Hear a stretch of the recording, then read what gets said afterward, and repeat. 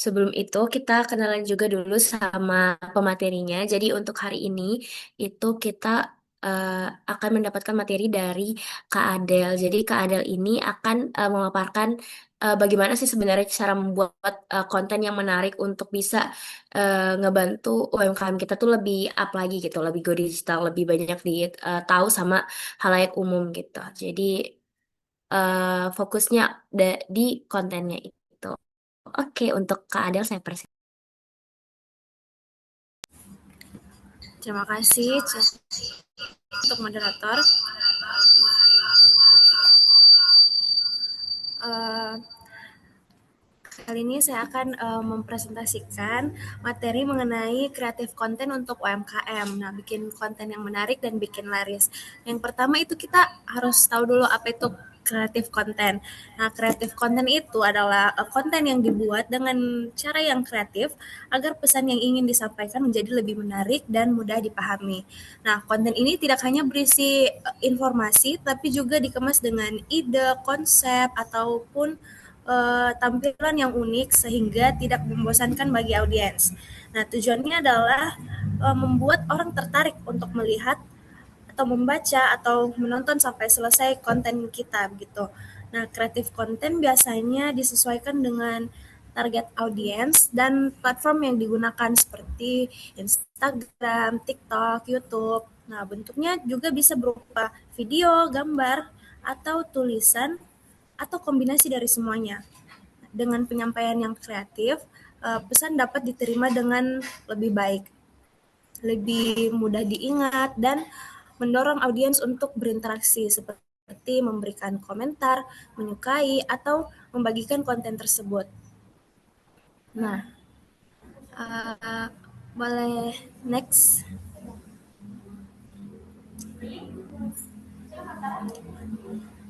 Nah, selanjutnya uh, kita harus tahu dulu tujuan pelatihan kali ini itu seperti apa. Nah, yang pertama itu peserta memahami cara membuat konten yang menarik.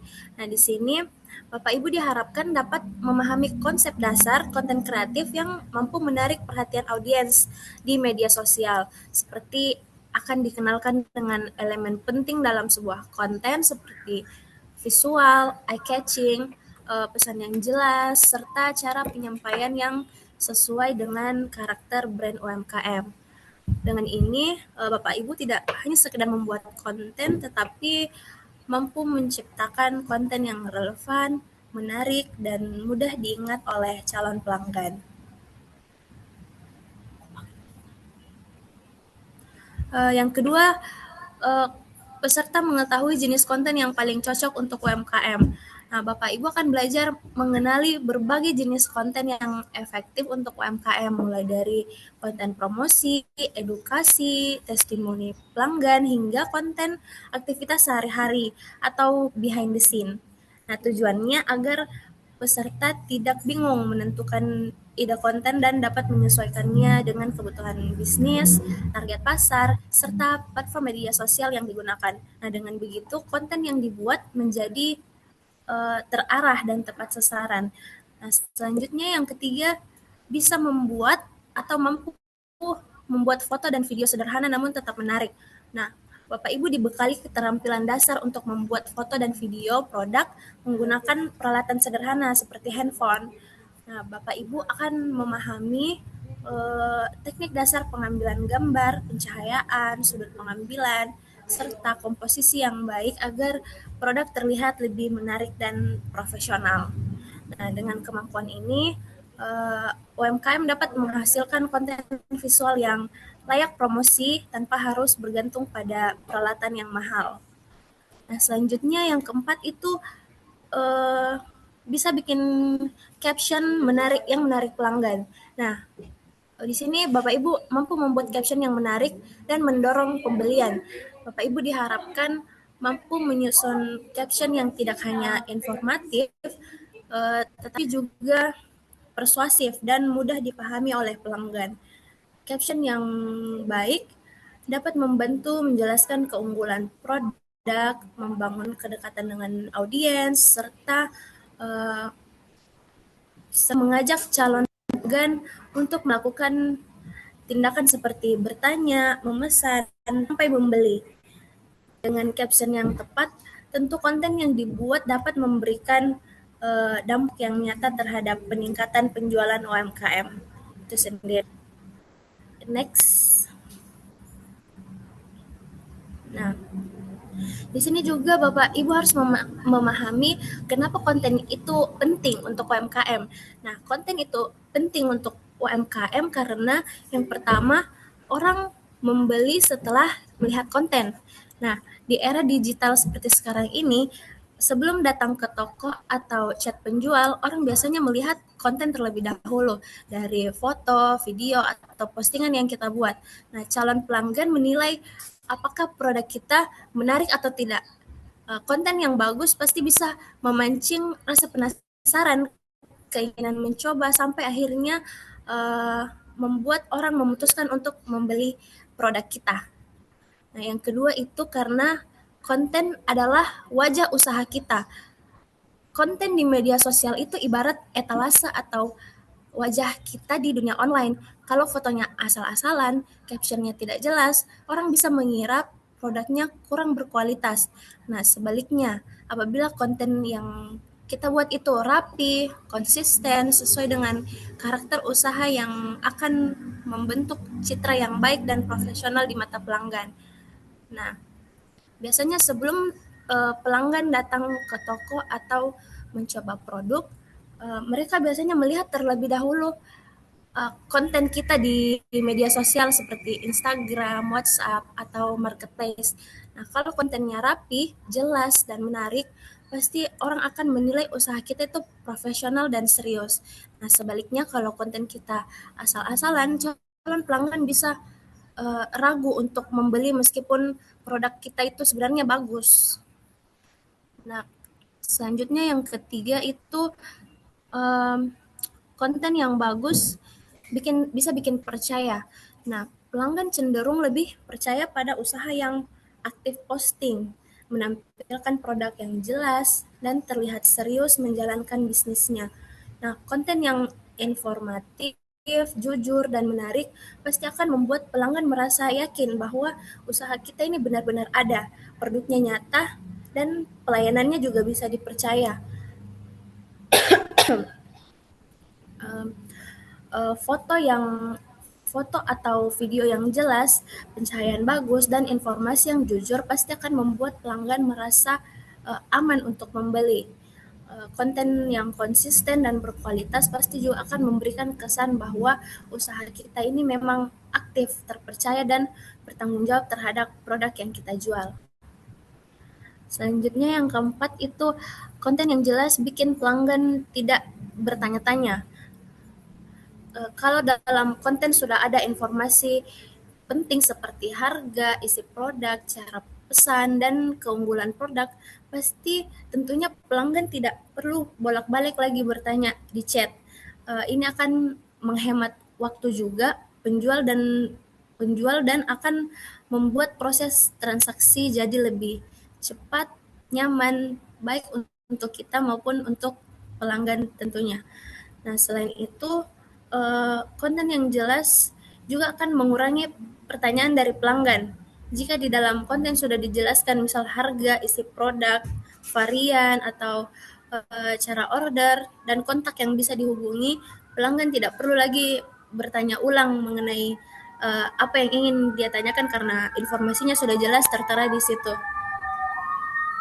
Kemudian ini membuat proses jualan lebih efisien, hemat waktu, dan pelanggan pun juga pastinya merasa nyaman untuk berbelanja di UMKM kita. Oke, next.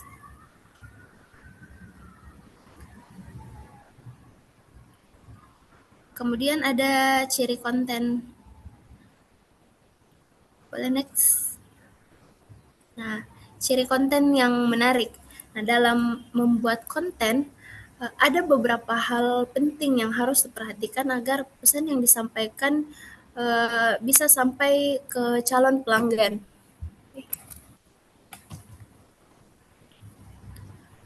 Nah, yang pertama itu gambarnya jelas dan terang. Nah, gambar atau video adalah hal yang dilihat orang. Nah, konten dengan visual yang terang, fokus, dan tidak blur pasti akan terlihat lebih profesional dan menarik. Ya, gambar yang jelas juga membantu calon pelanggan memahami produk tanpa perlu banyak penjelasan tambahan. Nah, kemudian yang selanjutnya informasinya padat dan singkat. Nah, calon pelanggan biasanya tidak punya banyak waktu untuk eh, membaca panjang lebar. Nah, karena itu informasi utama seperti nama produk, keunggulan, harga, atau cara pesan harus disampaikan secara singkat dan ringkas, tapi juga tetap jelas dan mudah dipahami. Nah, selanjutnya eh, tidak bertele-tele. Nah, konten yang terlalu panjang dan berputar-putar pasti akan justru membuat orang lain malas membaca atau menonton sampai selesai. Nah, kita bisa sampaikan poin-poin pentingnya saja, langsung ke intinya agar pesan yang cepat ditangkap dan tidak membingungkan oleh pelanggan. Nah, yang keempat itu ada cerita atau manfaat. Nah, konten akan lebih menarik jika disertai dengan cerita singkat atau manfaat produk itu sendiri. Misalnya cerita tentang masalah yang sering dialami oleh pelanggan, lalu bagaimana produk kita bisa menjadi solusinya. Nah, dengan begitu konten akan terasa lebih dekat, relevan, dan bisa membangun rasa percaya. Kemudian next.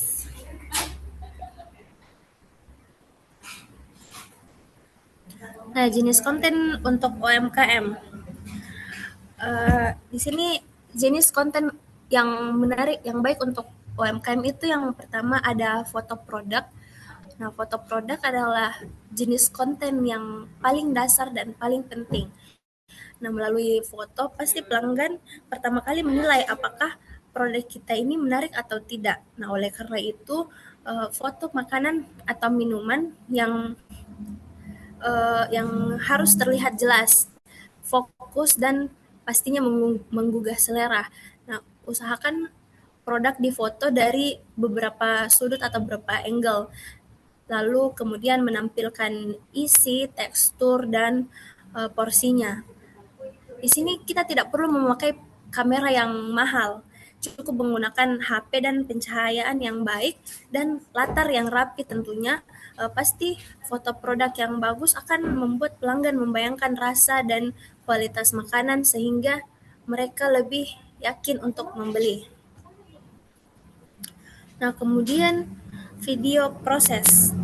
Nah, video proses menunjukkan bagaimana proses pembuatan produk itu dibuat atau disajikan, mulai dari persiapan bahan, eh, proses memasak, hingga makanan siap dikemas atau disajikan.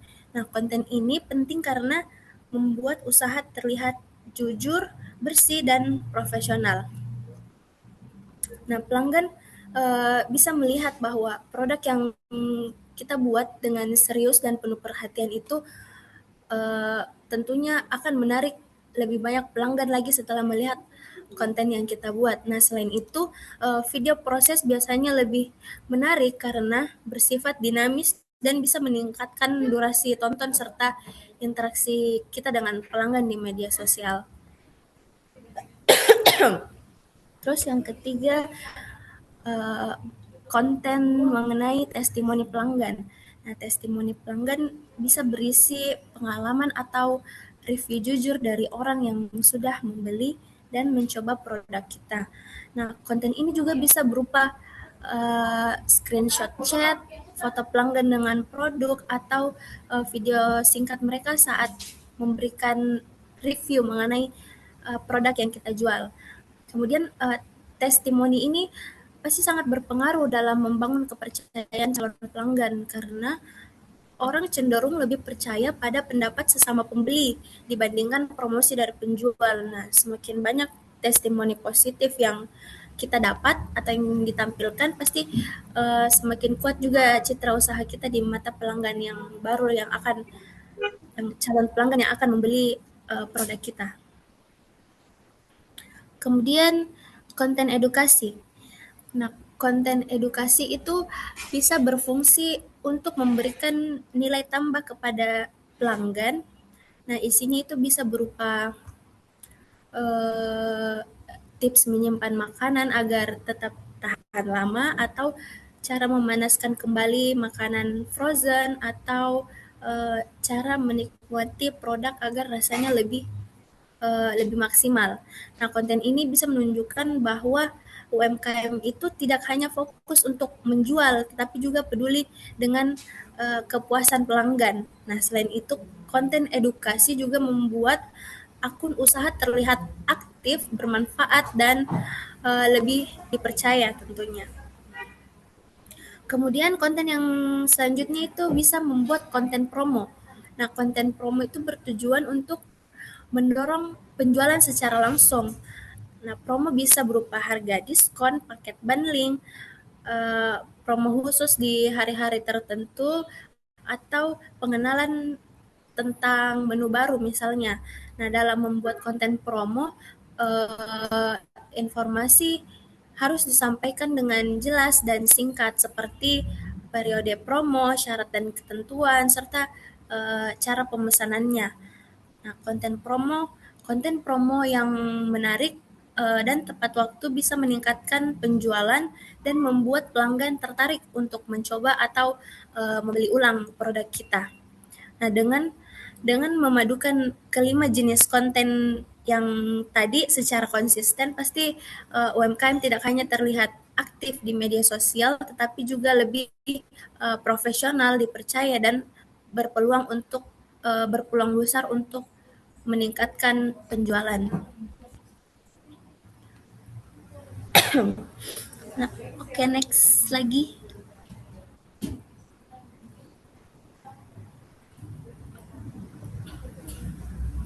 Nah, di sini ada bagaimana cara kita untuk membuat foto produk yang bagus. Nah, foto produk yang bagus sangat berpengaruh terhadap minat beli pelanggan pastinya. Nah, banyak orang pasti yang memutuskan membeli hanya dari foto yang mereka lihat di media sosial.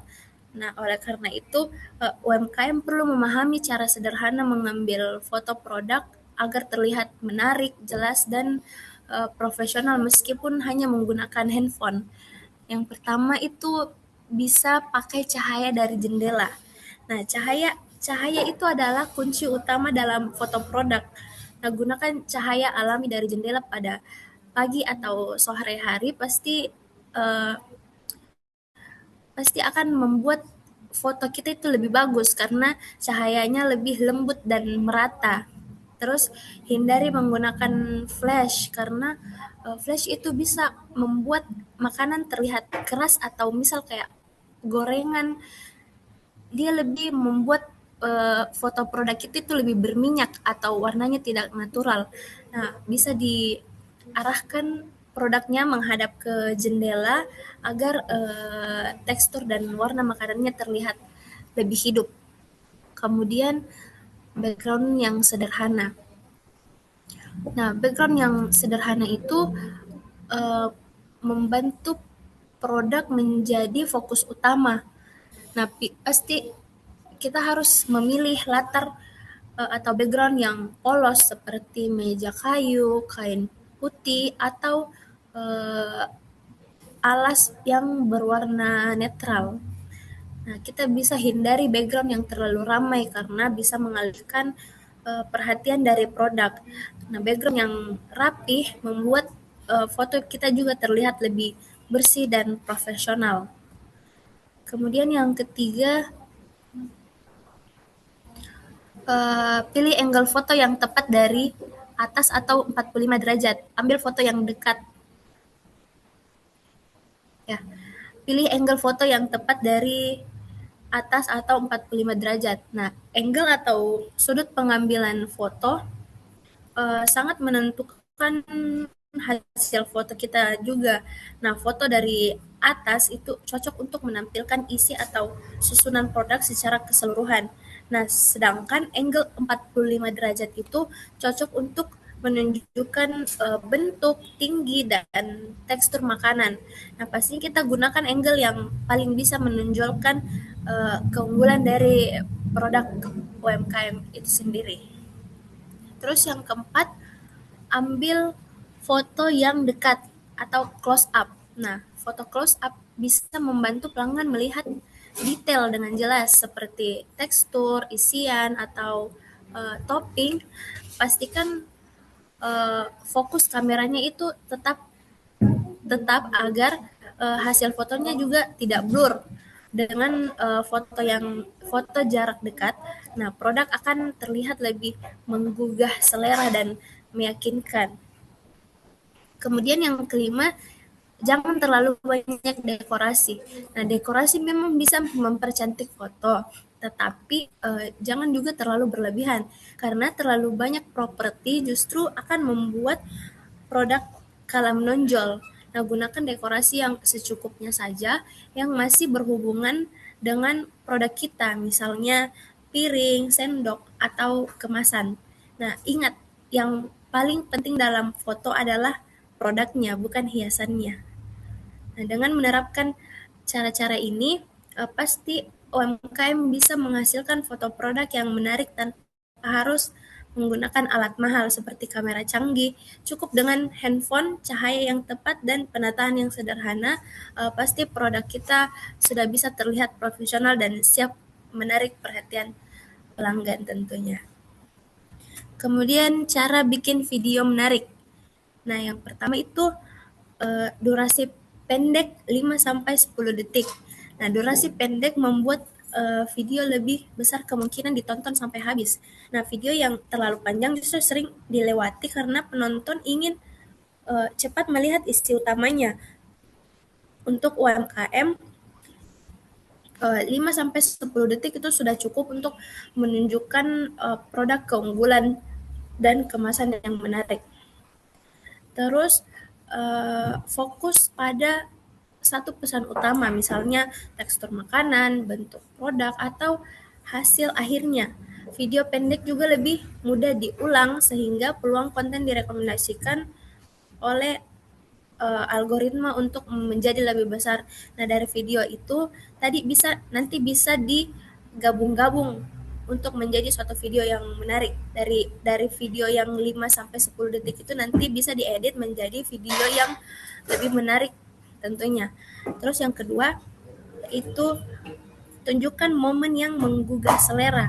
Nah, untuk produk makanan dan minuman, jangan hanya menampilkan produknya saja, tapi juga kita bisa tampilkan momen yang bisa membuat penonton ini uh, bisa dikatakan lapar mata, seperti lelehan coklat atau asap dari makanan panas saat atau pada saat kue dipotong atau tekstur bagian dalam produk itu sendiri. Nah, momen ini seperti memancing emosi dan imajinasi penonton sehingga mereka bisa membayangkan rasanya dan atau kelezatan dari produk itu sendiri. Nah, semakin nyata visual yang ditampilkan, pasti juga akan semakin besar kemungkinan orang tertarik untuk membeli produk kita. Terus yang ketiga, gunakan musik yang sedang tren. Nah, musik musik yang sedang tren pasti akan membantu video lebih cepat menjangkau penonton yang lebih luas. Nah, pasti media sosial cenderung mendorong konten yang menggunakan audio yang populer tentunya. Namun musik hanya sekedar sebagai pendukung saja, bukan fokus utama. Pasti kita tentu akan pilih musik yang sesuai dengan karakter produk kita dan atau suasana video yang kita buat. Misalnya musik yang ceria untuk konten jajanan atau musik yang lembut untuk dessert. Dengan kombinasi visual produk yang kuat dan musik yang tren, pasti video akan terasa lebih hidup dan tidak membosankan di mata pelanggan. Kemudian yang keempat, tulis teks singkat di layar. Nah, tidak semua orang itu yang menonton video dengan suara, karena teks di layar itu sangat penting untuk menyampaikan informasi. Pastinya kita akan menggunakan kalimat yang singkat, padat, dan mudah dibaca seperti nama produk, keunggulan, atau ajakan membeli. Eh, Tentunya juga hindari teks yang terlalu panjang atau bertele-tele. Teks berfungsi untuk membuat penonton langsung paham tanpa harus menebak isi video, sehingga mereka lebih tertarik untuk lanjut menonton atau langsung menghubungi penjual untuk membelinya. Lalu next, mungkin moderator bisa ditampilkan contoh video video video produk.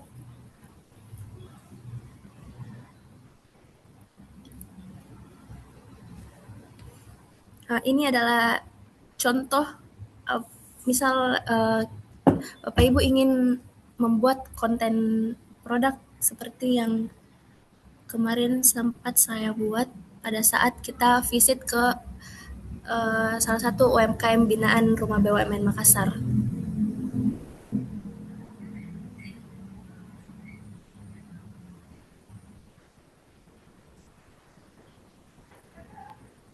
Suaranya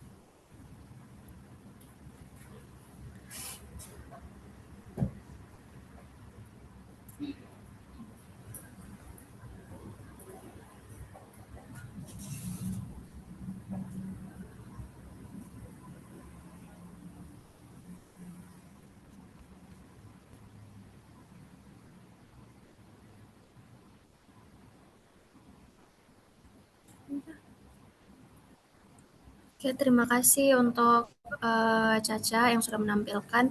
Kemudian saya lanjut lagi di slide selanjutnya.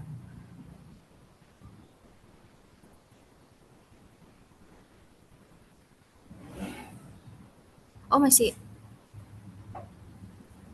Oke, saya lanjut di slide selanjutnya. Itu ada ide konten yang mudah untuk dibuat setiap hari, seperti bisa dimulai dengan hari Senin itu seperti foto produk. Nah, Selasa itu video proses singkat, Rabu testimoni dari pelanggan, kemudian Kamis tips makanan, Jumat promo weekend, Sabtu behind the scene, dan Minggu story owner. Next. Kemudian ada beberapa tools gratis yang bisa Bapak Ibu uh, bisa Bapak Ibu buat dengan menggunakan untuk membuat konten. Yang pertama itu ada Canva, desain untuk membuat desain dan template yang menarik. Kemudian kalau untuk video bisa menggunakan CapCut. Terus untuk menghapus backgroundnya itu bisa menggunakan remove background. Nah, kemudian tips agar konten cepat laris. Yang pertama itu tipsnya, Bapak Ibu harus upload rutin atau konsisten minimal 3 kali seminggu. Kemudian respon chat dengan cepat. Misal ada pembeli yang bertanya mengenai produk Bapak Ibu, pasti Bapak Ibu tentunya harus merespon dengan cepat pelanggan tersebut. Terus kemudian yang ketiga, pakai hashtag atau tagar yang relevan, kemudian menggunakan fitur Reels atau TikTok. Selanjutnya variasi foto dengan video, variasikan keduanya sehingga akan menghasilkan konten yang lebih menarik. Nah, dari materi yang saya sampaikan tadi dapat kita simpulkan bahwa kreatif konten itu bukan bukan cuma soal alat mahal, editan yang rumit atau harus selalu ikut tren, tapi juga tentang bagaimana UMKM mampu menyampaikan produknya dengan cara yang jelas, jujur, dan menarik. Nah, karena konten itu adalah wajah usaha kita di media sosial, sehingga apa yang kita tampilkan juga akan membentuk kepercayaan calon pembeli. Nah, melalui pelatihan hari ini, saya harapkan Bapak dan Ibu tidak lagi ragu untuk mulai membuat konten.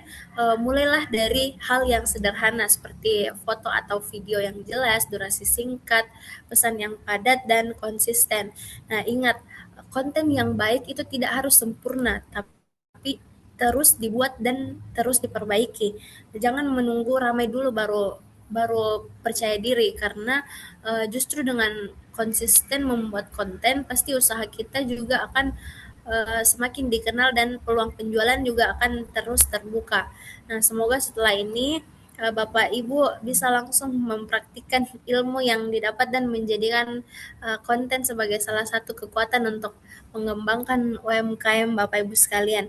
Nah, terima kasih atas perhatian dan partisipasinya. Semoga usaha Bapak Ibu juga semakin berkembang dan laris. Terima kasih. Saya kembalikan ke moderator. Terima kasih banyak Kak Adel. Jadi eh, itu tadi pemaparan materi tentang konten kreator dari Kak Adel. Jadi kalau ada yang memulai buat konten bisa banget dari sekarang dibuat kontennya, terus diupload secara konsisten juga dengan bahan yang tidak perlu juga mahal, tetap bisa membuat konten seperti itu. Nah, sekarang saya buka sesi tanya jawab. Jika ada yang mau bertanya, bisa angkat tangan atau kalau misalnya kurang kondusif di tempatnya bisa eh, lewat kolom chat kita. Nanti dibantuin dibaca.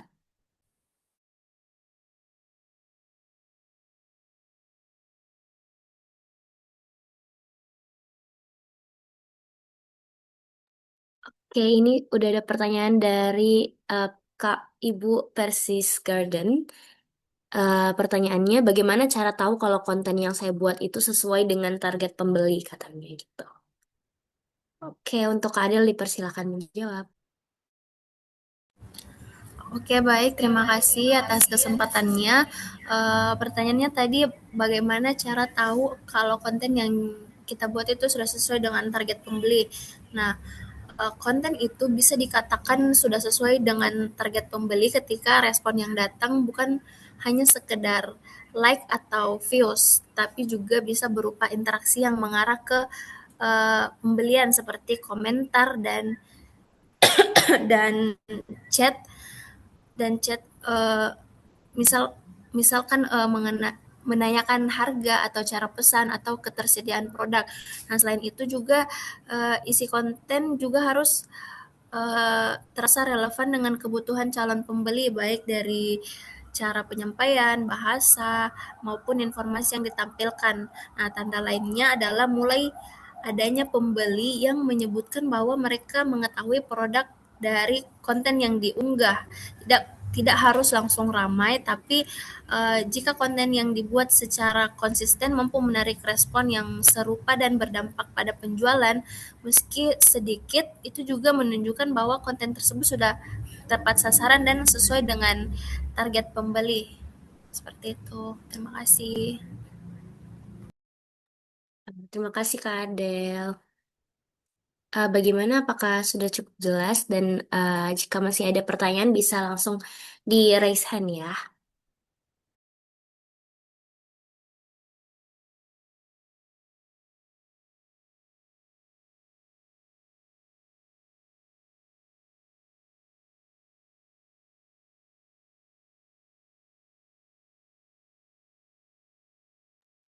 Oh ini ada yang mau bertanya nih. Mau langsung ditanyain aja kak atau dibaca dari chatnya nih?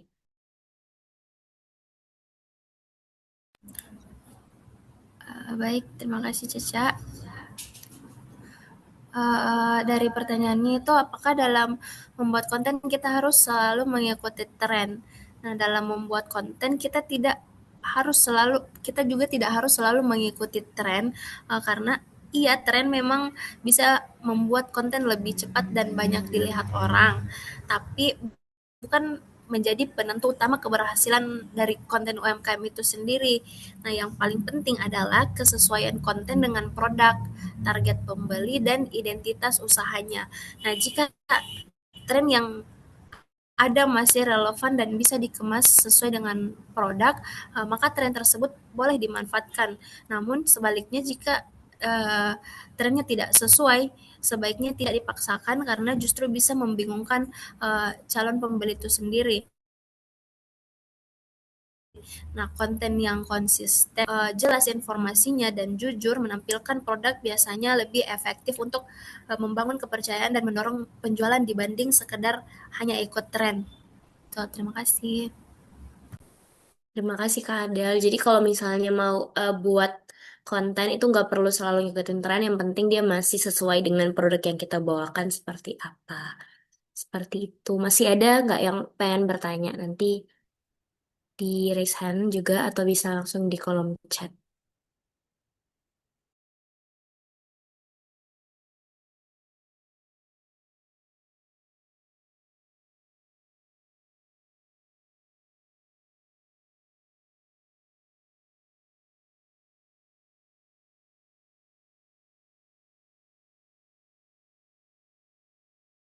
Bagaimana Ibu Bapak? Apakah masih ada yang ingin ditanyakan?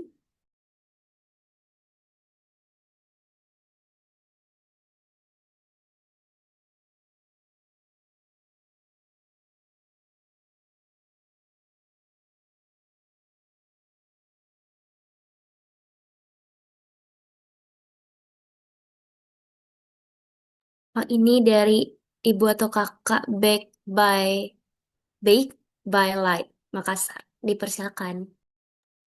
Iya, makasih atas waktunya. Kalau dampak jangka panjang UMKM jarang upload konten itu gimana ya, Kak?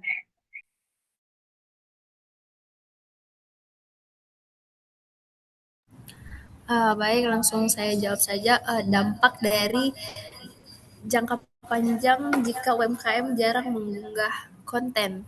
Nah, jika UMKM itu jarang eh, mengunggah konten, pasti dampak paling awal yang terasa adalah usahanya menjadi kurang terlihat oleh pelanggan.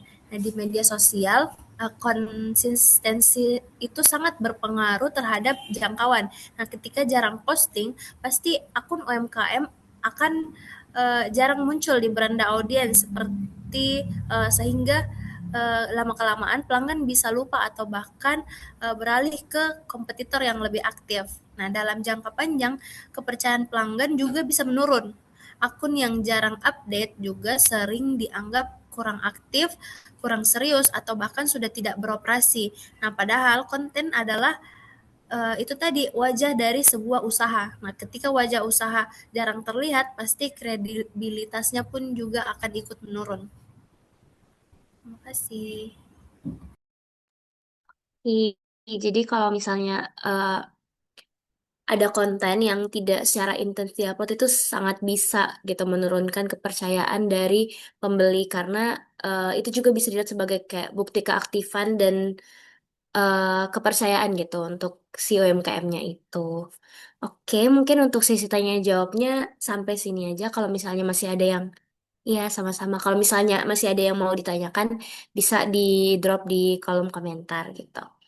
Oke, selanjutnya itu ada sesi pemaparan dari community development. Kalau misalnya ada yang mau pakai coworking space atau mau jadi pemateri seperti Kak Adel tadi. Oke, untuk community development saya persilakan untuk memaparkan.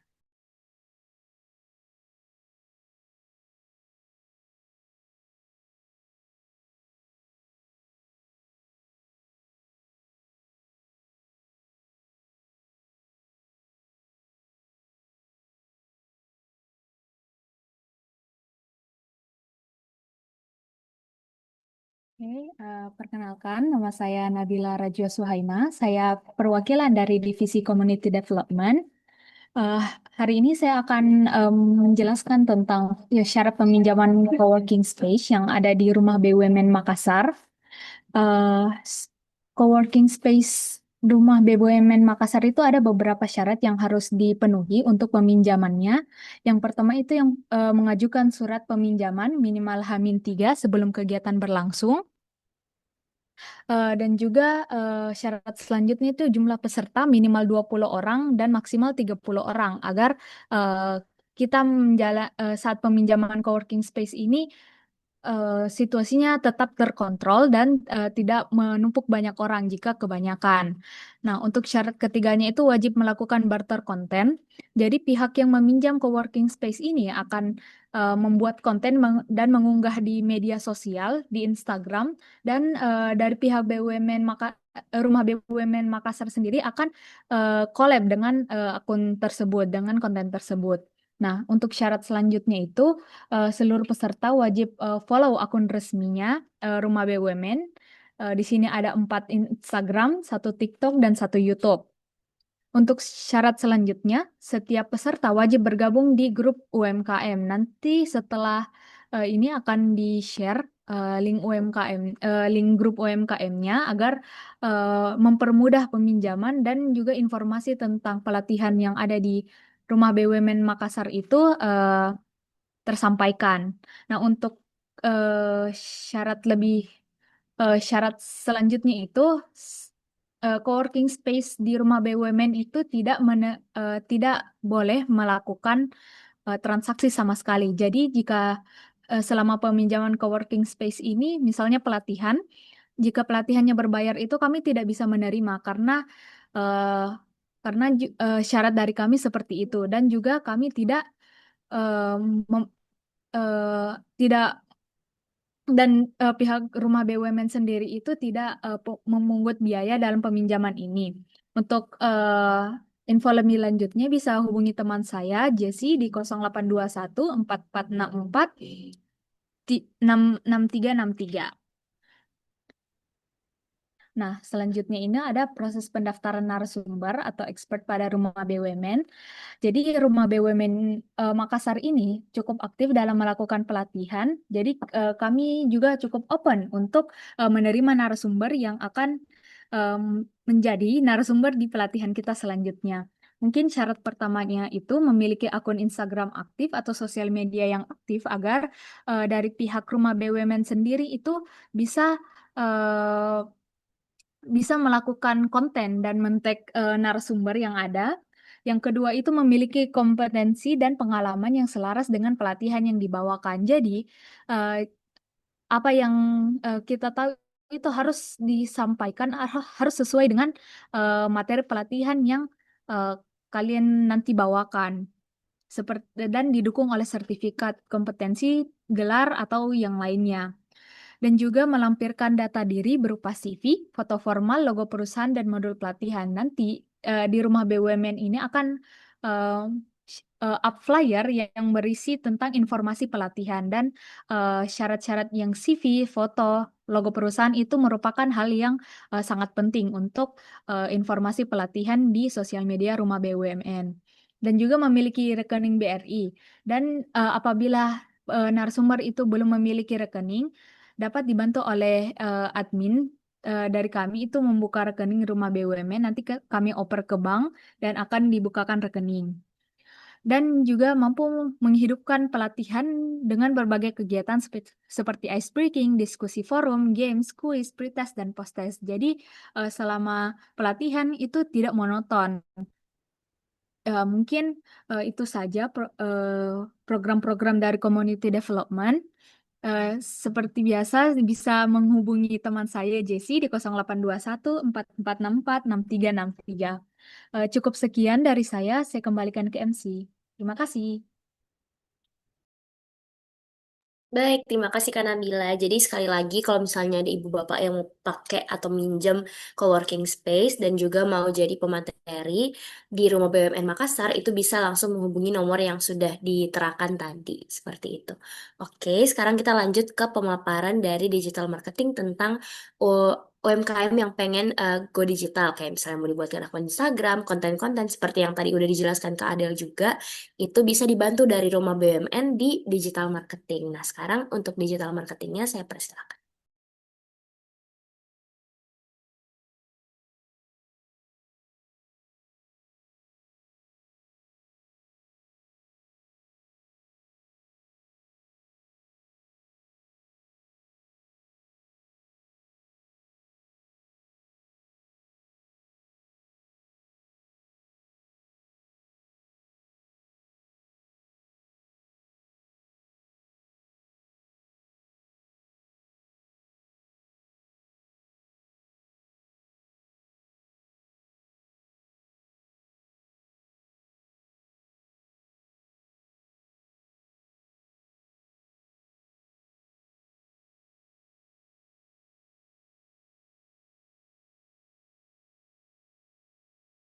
Sebelumnya kedengaran suaraku.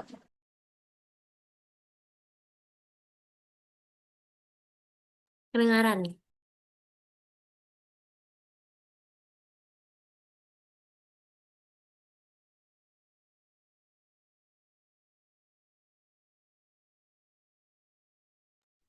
Ada Ci suaraku tes.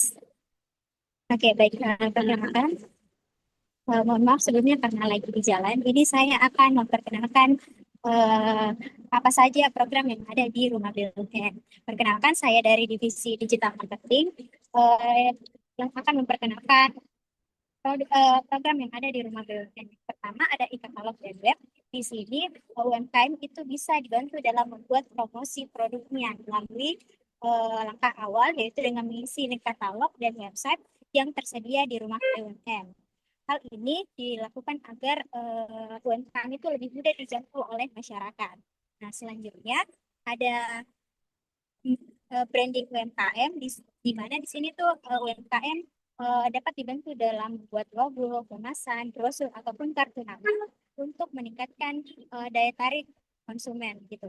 Nah, terus selanjutnya di sini ada konsultasi Digmar. Nah, konsultasi Digmar di sini yaitu pemberian insight dan apa saja sih strategi pemasaran digital untuk mendukung pengembangan usaha UMKM. Nah, selanjutnya ada juga review dan visit, di mana di sini itu eh, kami juga melakukan konten review produk dan visit untuk juga bisa dilakukan kunjungan langsung ke rumah produksi UMKM. Hal ini nantinya akan dipublikasikan di Instagram produk rumah BUMN. Selanjutnya yaitu ada UMKM Go Online dan sosial media.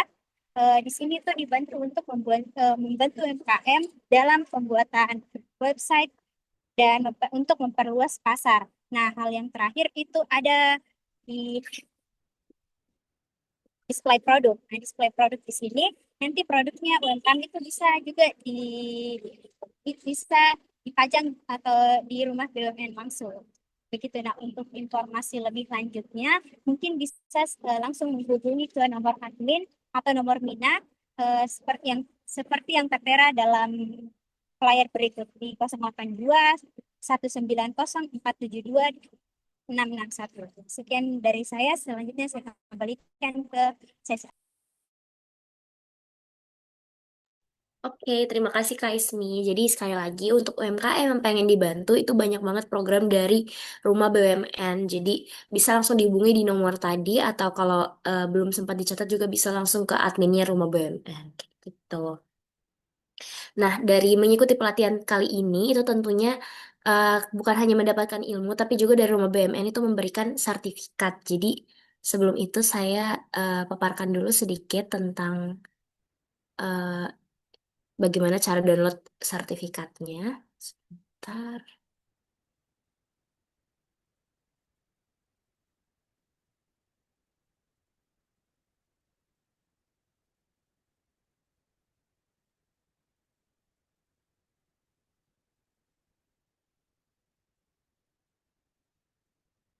Oke. Nah, yang pertama itu kan sudah dibagikan itu link pendaftaran. Nanti diklik di situ, terus diarahkan nanti untuk login. Terus nanti di situ isi email sama passwordnya yang link UMKM yang sudah pernah diisi. Terus lanjut ada garis 3 di ujung kiri, ditekan di sana. Terus ada profile di bagian akun itu di scroll ke bawah tuh ada tulisan sertifikat saya. Nah, hari ini kan tema pelatihan itu konten kreator dari Kak Adel. Nanti akan muncul flyer itu, terus diklik di sana. Nanti sebelum mengisi tuh akan ada survei singkat, mohon diisi sejujur-jujurnya tentang bagaimana pelatihan yang diikuti hari ini, apakah perlu ada yang ditingkatkan ataukah sudah cukup baik, seperti itu, biar kita bisa lebih berefleksi lagi gitu. Nah, semisal surveinya sudah diisi, akan ada redeem code yang diminta. Nah, untuk hari ini, itu redeem code-nya itu adalah konten, KONTN, TEN, huruf besar semua, konten. Nah, terus kalau misalnya udah diisi redeem code-nya, itu sertifikatnya sudah siap untuk diunduh. Seperti itu. Jadi sudah langsung bisa diambil sertifikatnya. Oke, jadi untuk pengunduhan sertifikat tadi merupakan penutup pelatihan kita untuk hari ini sebelum dokumentasi juga. Sekali lagi terima kasih untuk Kak Adel udah menyempatkan waktunya dan memberikan ilmu-ilmu dan juga tips-tips untuk kita bisa membuat konten yang lebih baik lagi untuk UMKM kita ke depannya.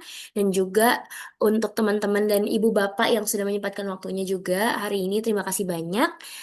Sekarang kita langsung move ke dokumentasi. Jadi untuk yang kondusif dan bisa untuk open kamera, dipersilakan untuk open kamera.